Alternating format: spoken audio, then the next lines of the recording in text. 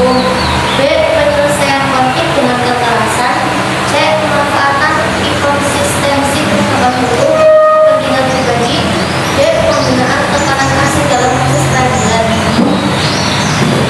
3. Upaya-upaya penegakan hukum untuk menjamin keadilan dan kedamaian. Penegakan hukum merupakan fondasi utama dalam kehidupan bernegara guna terciptanya ketertiban dan ketentraman, termasuk Indonesia yang ditandai dengan mulai bebenah dan dilengkapinya segala bentuk infrastruktur lembaga.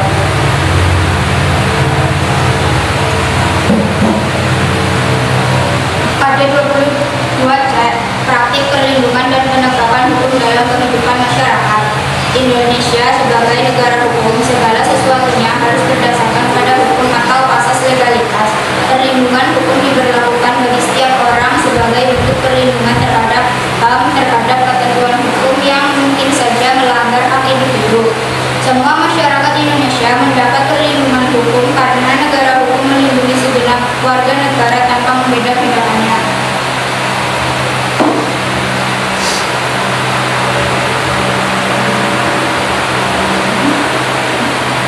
Kesimpulannya adalah perlindungan dan penegakan hukum berperan penting dalam menjaga keadilan, mencegah kekacauan, melindungi korban, mendukung demokrasi, terutama bagi masyarakat kalangan bawah yang tidak mampu membayar kuasa hukum.